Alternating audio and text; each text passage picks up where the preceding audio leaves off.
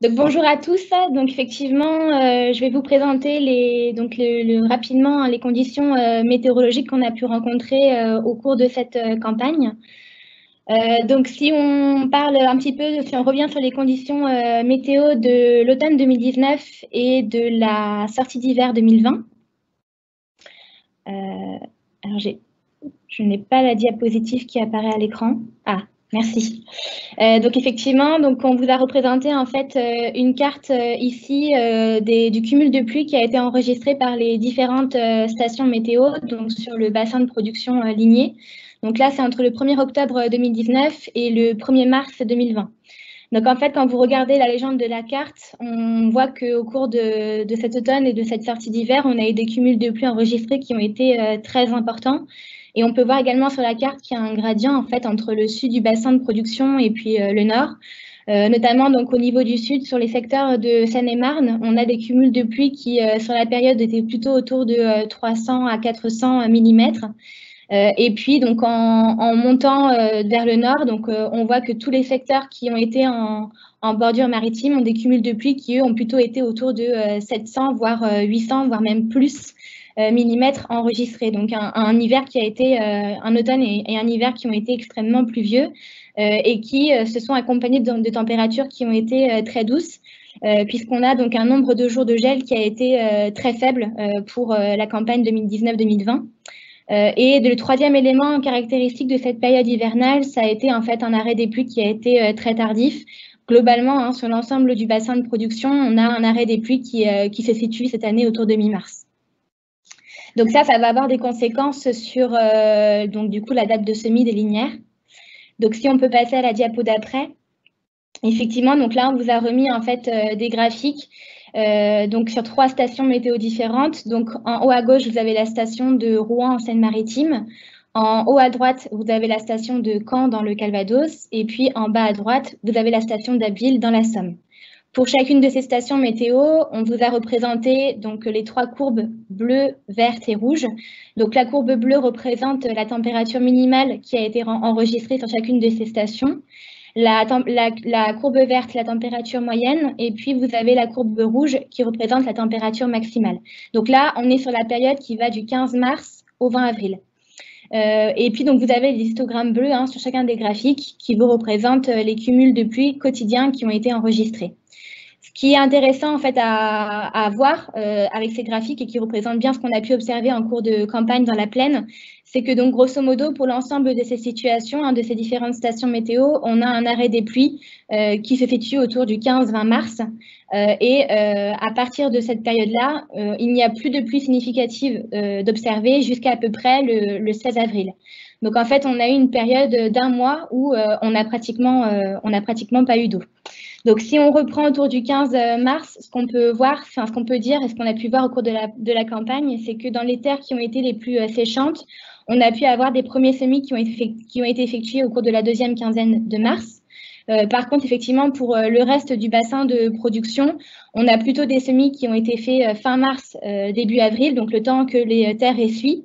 Et également, vous pouvez voir qu'en fait, au cours de la deuxième quinzaine de mars, la température minimale qui est représentée par la courbe bleue, elle était assez fraîche, puisque donc du coup, on a une température minimale qui a pu approcher les 0 degrés, voire passer en dessous du seuil des 0 degrés sur le secteur. Ce qui fait que du coup, effectivement, on a eu un décalage des dates de semis plutôt fin mars, début avril pour la majorité des situations dans le bassin de production.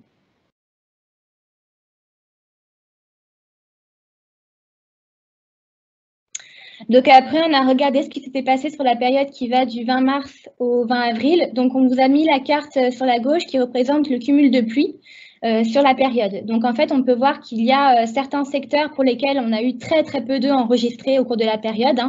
Donc c'est les secteurs qui sont représentés en blanc sur la carte où on voit qu'on est autour de 10 à 15 mm maximum d'enregistrés par les stations météo et que par contre, on a des secteurs comme par exemple la région Hauts-de-France où là, effectivement, on a des cumuls de pluie un peu plus importants. Donc, ce qu'il faut bien avoir en tête, c'est que les cumuls de pluie de cette carte, ils sont complètement corrélés par rapport aux orages qu'on a pu avoir, notamment donc, les orages du 17-18 avril 2020, qui ont particulièrement concerné la région Hauts-de-France. Donc effectivement, le retour des pluies dans la région Hauts-de-France, ça a permis en fait de pouvoir compenser le manque d'eau qu'on observait depuis la quinzaine de mars, la deuxième quinzaine de mars. Mais effectivement, comme ça a été des conditions orageuses, les cumuls de pluie très forts qui ont pu tomber sur certains secteurs en très peu de temps, ça a aussi pu entraîner des dégâts assez sérieux dans les parcelles. On vous a remis sur la droite un tableau qui synthétise pour différentes stations météo sur l'ensemble du bassin de production le nombre de jours où on a eu du gel, donc une température inférieure à 0 degré Celsius. Et puis, on vous a mis en face à chaque fois la température minimale la plus basse qu'on a pu rencontrer au cours de la période. Donc, en fait, s'il fallait faire une synthèse un petit peu sur la période qui va du 20 mars au 20 avril, ce qu'on peut dire, c'est qu'on a quand même eu un manque d'eau qui a été assez prononcé, mis à part dans les secteurs où effectivement on a eu des orages. Un manque d'eau, du coup, qui a été combiné avec des températures qui ont été plutôt fraîches. Et il ne faut pas l'oublier non plus, on a effectivement des conditions qui ont été assez venteuses au cours de cette période, autour du semis, avec notamment du vent d'est, en fait, qui a pu assécher aussi en superficie les terres. Et donc, la combinaison en fait, de l'ensemble de ces facteurs font qu'on a une levée qui a pu être perturbée au niveau des linières, avec des phénomènes de double, voire triple, voire même quadruple levée au fur et à mesure du temps dans la campagne. Assez marqué pour la campagne 2020.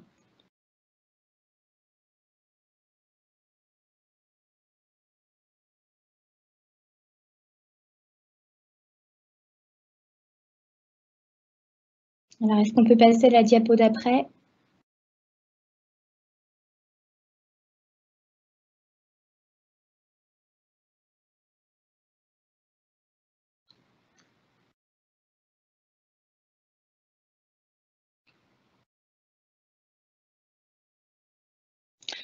Donc là, du coup, par rapport à ces conditions météo, donc on a représenté, en fait, on a voulu voir quelle pouvait être, du coup, la pression altise en début de campagne. Donc, on vous a mis deux graphiques. Donc, le graphique en haut à gauche, en fait, représente pour les situations notamment de l'Aisne, du Pas-de-Calais, de l'Eure et du Nord, les dates de semis qui ont pu être effectuées dans ces départements. Et en fait, donc, vous avez différentes courbes de différentes couleurs, donc des courbes rouges, bleues, vertes et violettes qui représentent en fait l'évolution du cumul de température en base 13. Donc, sur la station, là, c'est les données de la station météo de Rouen, mais ce que je vais pouvoir conclure par rapport à ce graphique va être valable en fait pour la majorité du bassin de production aligné. Donc, ce qu'on peut voir, en fait, c'est que quelle que soit la date de semis entre le 22 mars et puis le 2 avril, on voit qu'en termes d'évolution des températures, on est sur une tendance qui est similaire et qui fait que du coup, que l'un ait été semé le 22 mars ou le 2 avril, il a levé en même temps. On a vu effectivement dans les diapositives d'avant qu'on avait eu une deuxième quinzaine du mois de mars qui avait été assez fraîche et qui fait qu'effectivement, les semis de fin mars et de début avril ont une levée qui ont été concomitantes et qui s'effectuent autour du 14 avril. Quand on regarde un semis qui a été effectué un peu plus tard, donc autour du 9 avril, on voit qu'on a une levée qui est un petit peu décalée du coup de 4 jours et qui se situe plutôt autour du 18 avril. Si on regarde donc à quel moment on levait les linières, notamment dans la Somme, donc pour tous les semis qui ont eu lieu en bordure maritime à la date du 22 mars, on voit que là par contre on a eu une levée du lin qui a été un peu plus rapide et qui est plutôt autour de fin mars. Donc, en fait, ce qui est intéressant à voir, c'est que là, on vous a représenté l'évolution du cumul de température en base 13. Alors, pourquoi on a fait ça? Pour rappel, il faut savoir qu'effectivement, aujourd'hui, il existe un indicateur basé sur l'évolution de la température max qui peut nous permettre d'avoir une idée du début, en fait, du pic d'activité des altises dans les parcelles. Donc, en fait, cet indicateur, on le calcule en prenant la température max à partir de la date de semis. Et en fait, on regarde les jours où la température max est supérieure à 13 degrés. Et donc, les journées qui sont concernées par cette situation-là, on soustrait à la température max 13 degrés pour être en base 13. Et on cumule les températures maximales en base 13. Ce qui nous permet en fait de pouvoir suivre l'évolution de la température. Et quand en fait le cumul il atteint les 30 degrés Celsius, on considère que là débute en fait l'activité des altises dans les parcelles et donc on commence à être dans un risque fort de pression par rapport à ce ravageur. Et donc, en fait, ce que nous montrent ici ces deux graphiques, c'est que les 30 degrés cumulés en base 13, grosso modo, ils ont été atteints autour du 7-8 avril, ce qui veut dire qu'en fait, cette année, pour les semis qui ont été effectués de fin mars à début avril, hein, on était dans une situation où les altises ont été présentes très tôt, donc au moment du semis, et donc avant la levée, il y avait déjà un risque avéré par rapport aux ravageurs. Alors, si on peut passer à la diapositive d'après. Donc, si on regarde après les conditions météo qu'on a pu rencontrer donc dans la suite de la campagne, donc là, on vous a mis 4 graphiques qui représentent donc les données météo enregistrées sur 4 stations différentes.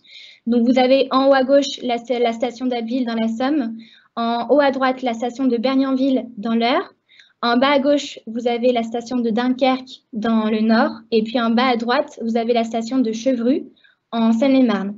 Et donc, pour chacune de ces stations, entre la période du 1er avril au 16 juin, on a regardé comment se positionnait l'année 2020 par rapport à des données pluriannuelles, que ce soit par rapport au cumul de température en degrés Celsius en base 5, et également par rapport au cumul de pluie enregistré sur la période.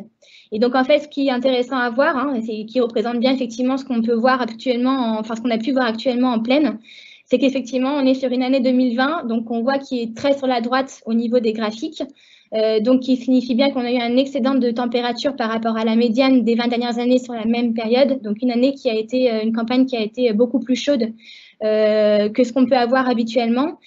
Et quand on regarde comment se positionne la campagne 2020 également par rapport à leurs données, hein, qui représentent donc le cumul de pluie, on voit qu'on est en dessous, bien en dessous de la médiane, donc une année qui a été aussi plus sèche que ce qu'on peut avoir habituellement. Au niveau en fait du déficit en eau, on voit que sur les 4 stations, si on prend l'exemple de Dunkerque, on a un déficit qui a pu être assez important en 2020 par rapport à la médiane. Hein. Habituellement, pour la station Dunkerque, on est sur une médiane de 120 mm, alors que là, effectivement, la campagne 2020, on est plutôt autour de 40. Donc, on a 80 mm de moins par rapport à la médiane.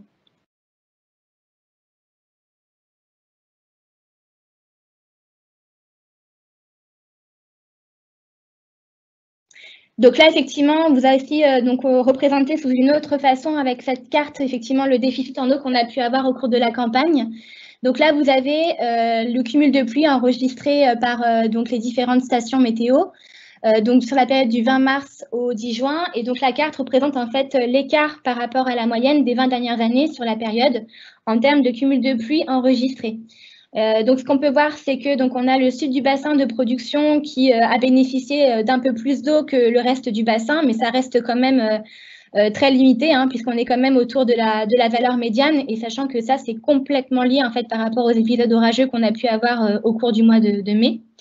Et puis, par contre, effectivement, sur le reste du bassin de production, on a une campagne 2020 qui est marquée sur la période du 20 mars au 10 juin par un déficit en eau qui va être compris globalement entre 50 et puis 100 mm de moins par rapport à la médiane des 20 dernières années. Donc ça, effectivement, on sait que le manque d'eau qu'on peut observer là par la carte, du coup, ça a un impact par rapport aux linéaires. Et donc, justement, on a voulu voir par rapport à l'alimentation en eau, quel impact ça avait pu avoir pour le lin. Donc, on vous a représenté des graphiques qui sont des bilans hydriques avec 4 stations météo différentes. Donc, vous avez en haut à gauche la station d'Abbeville, en haut à droite la station de Bernianville dans l'Eure. Vous avez la station Dunkerque dans le nord en bas à gauche et puis la station Chevru en Seine-et-Marne en bas à droite. Donc, pour détailler un petit peu les graphiques, la courbe bleue représente du coup la disponibilité en eau du sol pour la plante. Vous avez la courbe rouge en pointillé qui représente le seuil de réserve en eau facilement utilisable par la plante dans le sol. Et vous avez la courbe en noir qui représente la réserve utile. Donc, on considère que, donc déjà, vous voyez que dès le semis, en fait, parce que les graphiques partent à partir du 1er avril, donc dès le semis, on a été dans une situation où la planque a manqué d'eau par rapport à ce qui était disponible dans le sol, puisqu'on voit que dès le départ, on a une valeur en fait de la courbe bleue qui est comprise entre moins 20 et moins 30 mm. Et puis après, donc pour la suite du graphique, pour bien comprendre, lorsque cette courbe bleue, elle va passer entre la courbe rouge en pointillé et la courbe noire, on considère que l'eau qui va être dans le sol devient très difficilement utilisable pour la plante. Donc, ce qui est intéressant à voir, c'est que globalement, pour l'ensemble du bassin de production, on a dès le départ un manque d'eau pour la plante qui, malgré des pluies qu'on va pouvoir avoir au fur et à mesure du cycle, ne va pas être compensé. Donc, la plante va rester quand même en manque d'eau.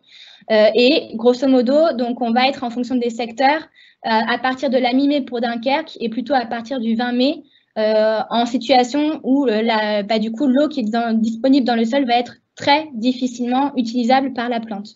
Donc, à partir de mi-mai, en fait, on rentre vraiment dans un déficit en eau qui devient important pour la plante puisqu'elle est difficilement en capacité de pouvoir utiliser l'eau qui est dans le sol.